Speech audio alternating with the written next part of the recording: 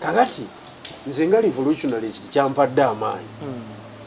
nti tekinaggwa jjajja tanaba kuggusa mulimu era alimba gukyabulamu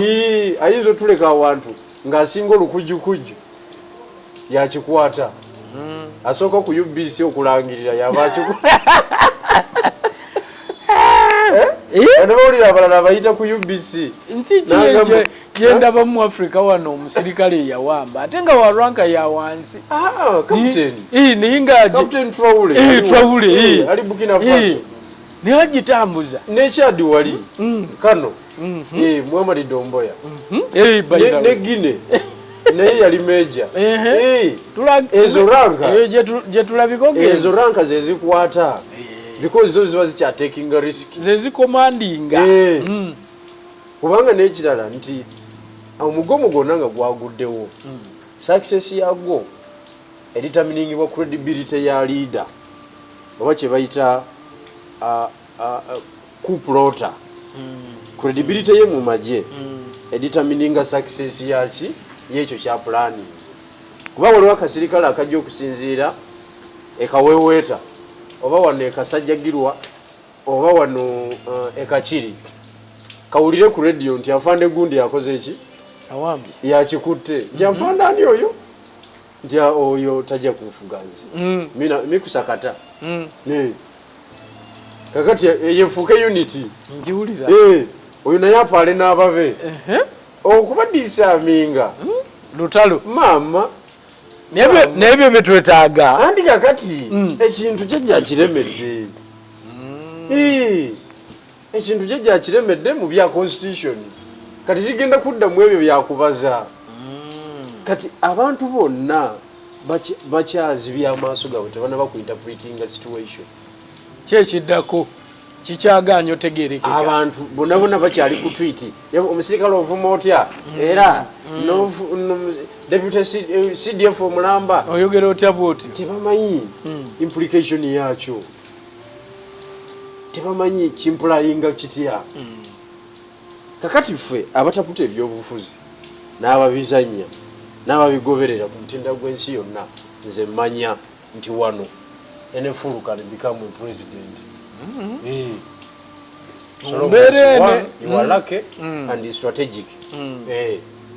Abanonyo obukulembeze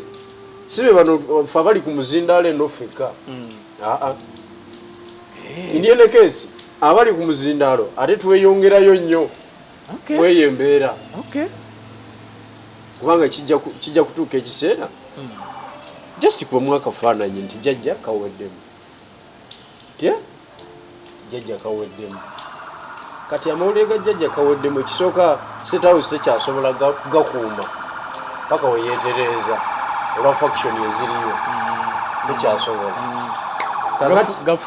gafulumirawo kati bwe gafulumirawo waliwo bano omanyi abatandika embeera babodaboda bano ba kigozi obamanyaabo nga batandika okuba obunankanyi obusajja buno obusoma ebirango ku nnyimbe nga kalina omugugu gw'empapula bwe guti kasoma ebirango nga bakuba entamu y'emmere empanvu bweti nti abaana ekikoze eki kiwedde kyamaani yakoze eki abapiki nga batandika oziyisa ku kolansi kakati awo poliisi weyagala okuyingiriramu mbwe bagambe nti temukola fujjo kati nga nabo bakugamba oyogera ngaani order from above yakoze eki kaweddemu anti gwe mugomo osobola otwala emyaka mirala 5 nga totereranga kituufu nnyo ekyo kubanga Somalia bwetyo bweyakola Libya ndanga Sudan by the way no Sudan yagambye omukulu akola apology naye Namulabi yawandiise naye n'abagamba bakola apology kubanga bakakasa batya nti ebyo byabadde ku mukutu bituufu oba si bituufu ye yabiwandiise ebyo byonna kati weebiri ze developments ze tulaba mbeera eyo naye kakati ffe tusigala tutambula era ffe ERP tutegeeza abantu nti abantu mwongere okubeera empowered psychologically buli kitundu kiwagira abantu baayo bakyo buli kitundu obusoga mutuwagire aba wano mu central namwe mwewagire mugisha muntu mugende mulwale ne jjajja mwankole nawe omugireko eyo obeeko kyomusuuzaako okiwulidde nawalala but ekyo kijja tuyamba nti bwobeera ne sub-regions nga ziri empowered politically eggwanga bwe lituuka mu mbeera ey'akayooguumo musobola okutuula ne mukontrolinga